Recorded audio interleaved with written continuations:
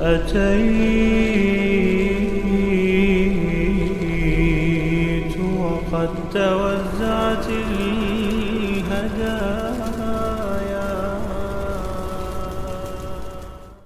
اعوذ باللہ من الشیطان الرجیم، بسم اللہ الرحمن الرحیم۔ آج میں ماہ رمضان کی حوالے سے بات کروں گی، کیونکہ رمضان شریف کی آمد ہے الحمدللہ، اور چند دن رہ گئے ہیں ماہ رمضان میں۔ تو ماہ رمضان کے حوالے سے جو ہے چند چیزیں جو ہمیں رمضان شریف کے آنے سے پہلے ہمیں سمجھ لینی چاہیے اور ان کو اپلائی کرنا ہے اپنی زندگیوں میں۔ اور وہ کیا ہے کہ رمضان شریف کے اندر ہم نے زیادہ سے زیادہ قرآن کی تلاوت کرنی ہے۔ کیوں؟ کیونکہ ماہ رمضان جو ہے یہ وہ مہینہ ہے کہ جس کے اندر جو ہے رب تعالیٰ سورہ البقرہ میں ارشاد فرماتا ہے کہ شہر رمضان الذی انزل فیہ القرآن، کہ جس کے اندر قرآن کو نازل کیا گیا۔ تو اسی وجہ سے ایک تو رمضان شریف کے اندر کیونکہ قرآن کو نازل کیا گیا، تو رمضان شریف کو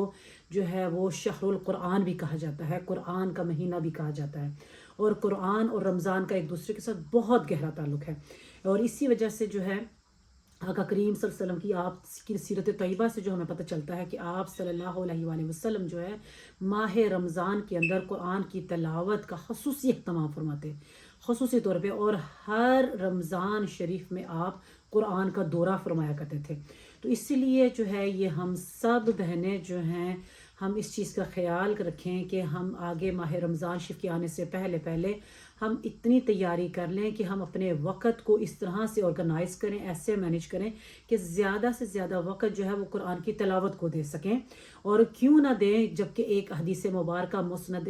احمد کے اندر جو ہے ایک حدیث مبارکہ ہے کہ جس کے الفاظ کیا ہے کہ قیامت کے دن جو ہے روزہ اور قرآن جو ہیں وہ بندے کی شفاعت کریں گے۔ روزہ رب کی بارگاہ میں یہ عرض کرے گا، روزہ کہے گا یا رب العالمین اس بندے کو چھوڑ دے، کیونکہ اس بندے نے جو ہے وہ اپنے آپ کو کھانے سے اور خواہشات سے روکے رکھا، تو لہٰذا اس بندے کو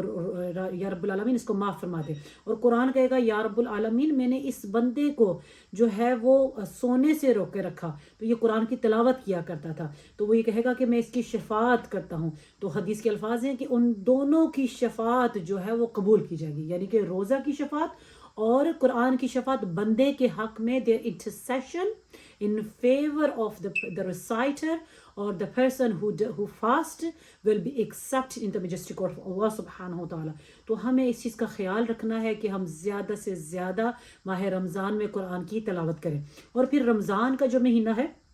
وہ ہم جیسے کہ میں نے پہلے کہا کہ یہ قرآن کا مہینہ ہے، اور یہ قرآن جو ہے وہ نبی کریم صلی اللہ علیہ وسلم کا سب سے بڑا معجزہ، سب سے اس جیسا معجزہ جو ہے وہ کسی رب تعالیٰ نے کسی نبی کو، کسی رسول کو نہیں دیا۔ اور حقیقت یہ ہے کہ آپ صلی اللہ علیہ وآلہ وسلم جو ہے وہ چلتا پھرتا قرآن تھے، چلتا پھرتا قرآن تھا، پورا سال قرآن کی تلاوت جو تھی وہ آپ کا معمول تھا، اور آپ خود بھی تلاوت فرماتے اور دوسروں سے بھی سنا کرتے۔ بلکہ بخاری شریف کے اندر ایک حدیث مبارکہ ہے، حضرت سیدنا عبداللہ بن مسعود رضی اللہ عنہ فرماتے ہیں کہ ایک دن نبی کریم صلی اللہ علیہ وسلم میرے پاس تشریف لائے اور فرماتے ہیں کہ اے عبداللہ تم قرآن کی تلاوت کرو۔ تو سیدنا عبداللہ ابن مسعود فرماتے ہیں کہ یا رسول اللہ صلی اللہ علیہ وسلم قرآن تو آپ کے اوپر نازل ہوا، تو میں اس کو آپ کو پڑھ کے کیسے سناؤں؟ تو سرکار دو عالم صلی اللہ علیہ وآلہ وسلم نے کیا فرمایا، اقرأ علی القرآن فإنی احب ان اسمعہ من غیری، کہ تم مجھے قرآن کی تلاوت کر کے سناؤ، کیونکہ فإنی احب، کیونکہ مجھے پسند ہے کہ میں کسی اور سے قرآن سنوں۔ تو سیدنا عبداللہ ابن مسعود رضی اللہ عنہ فرماتے ہیں کہ میں قرآن کریم پڑھنے لگا، تو آقا کریم صلی اللہ علیہ وآلہ وسلم قرآن کی تلاوت کو سننے لگے۔ تو آپ فرماتے ہیں کہ جب میں اس آیت کریمہ سورہ نساء کی اس آیت پر پہنچا، آیت کے الفاظ سنیے گا پھر آپ خود ہی فیصلہ کیجیے گا کہ اس آیت پر پہنچا فَكَيْفَ إِذَا جِئْنَا مِن كُلِّ أُمَّةٍ بِشَهِيدٍ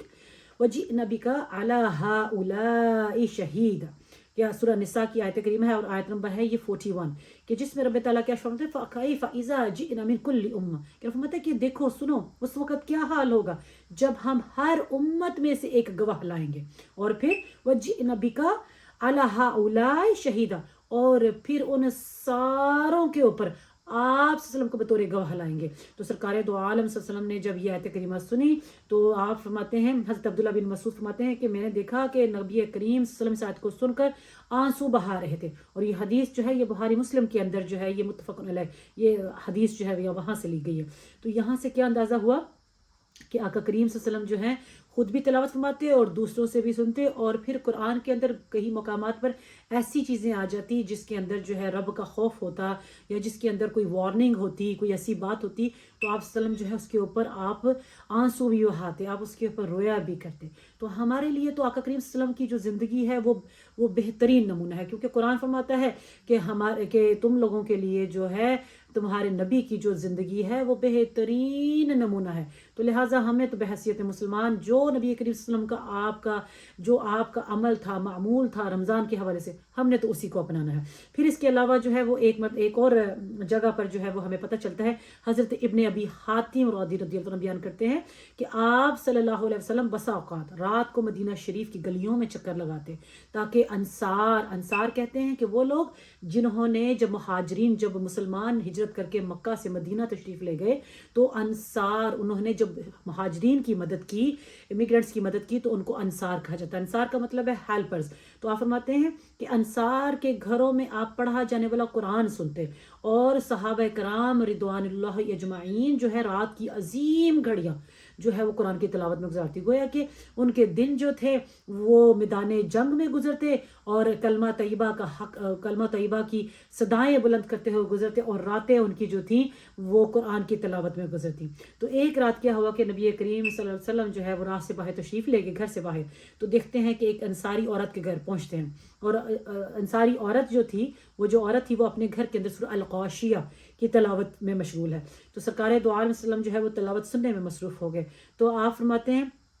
کہ وہ عورت جب اس آیت پر پہنچتی، الفاظ کیا تھے سورہ الغاشیہ کے 30 پارے کی آیت ہے جس میں الفاظ کیا تھے، حل اتاک حدیث الغاشیہ، کیا آپ کے پاس جو ہے وہ قیامت کی خبر پہنچی ہے؟ تو وہ عورت جب بار بار اس آیت کو پڑھتی